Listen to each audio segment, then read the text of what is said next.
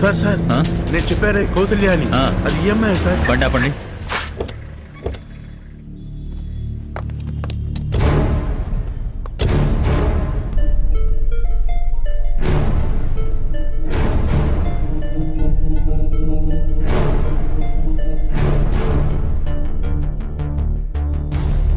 John గారు చెప్పండి sir. మీరందరూ బండి ఎక్కండి.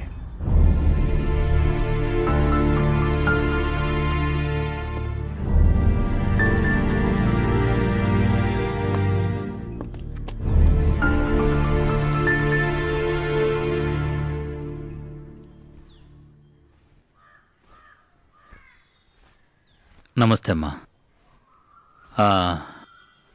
కౌసల్య చదివే కాలేజ్లో లెక్చరర్గా పనిచేస్తున్నాను. 2-3 రోజులుగా కౌసల్య కాలేజ్కి రాలేదు. ఏమైందో చూసి వెళ్దామని వచ్చాను. మా కుటుంబంలో ఎవరు పెద్దగా చదువుకున్న వాళ్ళెవరూ లేరు. కాలేజీలో చేరి 2 మాసాలు కూడా అవ్వలేదు.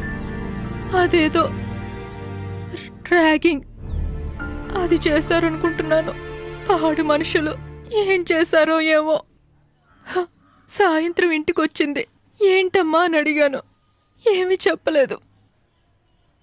అదే రోజు ఊరేసుకొని నా బిడ్డ ఊరేసుకొని చనిపోయింది.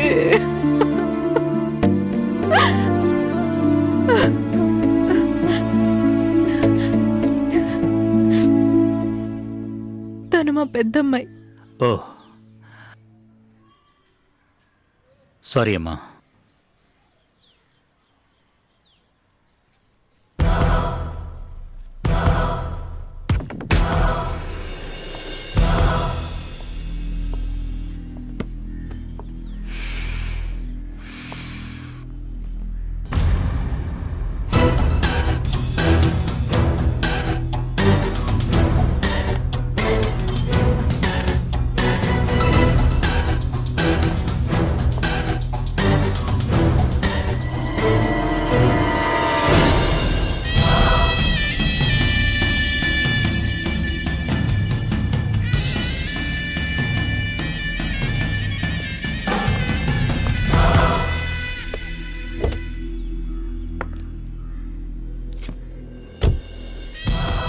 అక్క, ఇప్పుడు వచ్చింది పోలీసు.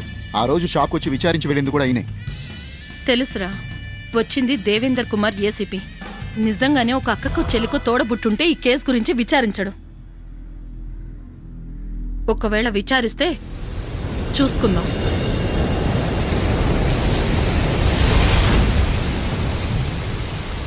సూర్యని కిడ్నాప్ చేసి ఎక్కడ దాచావు? ఎవరు సూర్య? కౌసల్య, మీ చెల్లెలి లవర్. ఆస్తి అంతస్తు ఉందన్న పొగరుతో 10 మంది అమ్మాయిలతో తిరిగినోడు నా చెల్లికి లవర్గా ఉండడమేంటి? అలా అని ఎవరు చెప్పారు? వాడే చెప్పాడు. శభాష్, ఈ సమాధానమే నాకు కావాల్సింది. ఏంటి భలే తెలివిగా మమ్మల్ని రీచ్ అయిపోయా అనుకుంటున్నావా? అది మీరే చెప్పాలి. అవును, మేమే కిడ్నాప్ చేసాం. ఇప్పుడేం చేస్తారు? మీరొకరి ప్రాణాలతో ఆడుకుంటున్నారు. ప్రాణాలా?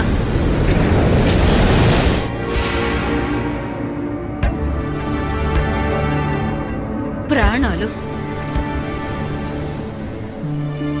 ప్రాణాలు డబ్బున్నోడిదొక ప్రాణం, పేదోడిదొక ప్రాణమా? చెప్పండి సార్. డబ్బున్నోడిదొక ప్రాణం, పేదోడిదొక ప్రాణమా? చెప్పండి. బ్రతుకున్న వాడిని వెతుకుతూ మీ రాజకీయ బలం, ధన బలం, అధికార బలం అన్నీ ఒకే చోట చేరి కాపాడాలనుకుంటున్నాయి. కానీ చనిపోయిన మా చెల్లి కోసం ఒక చట్టము లేదు, ఒక న్యాయము లేదు. ఇండియాలో ఉన్న అన్ని చట్టాలు ఒక్కొక్క వ్యక్తి హక్కుల్ని కాపాడటం కోసమే ఉన్నాయి. కానీ ఏ చట్టమో ఏ ఒక్క వ్యక్తిని కాపాడడం లేదు. ఇక్కడ డబ్బున్న వాళ్ళని కాపాడటానికి ఒక చట్టం, పేదవాళ్ళని కాపాడటానికి మాత్రం ఉపయోగపడని న్యాయం. ఇదేనా మీ దృష్టిలో నీతి న్యాయం? మాలాంటి పేదవాళ్ళకంతా చదువు అనేది చాలా దూరంలో ఉండేది. ఇప్పుడే అది మా ఇంటికి వెతుక్కుంటూ వచ్చింది. అంతలోపే దాన్ని వేళ్లతో పాటు పీకి పడేస్తున్నారే. దాన్ని అడగడానికి మీ చట్టానికి దమ్ముందా?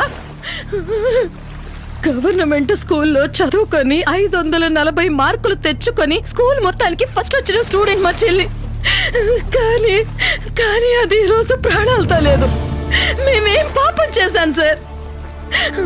పేదవాళ్ళుగా పుట్టడమే పాపమా?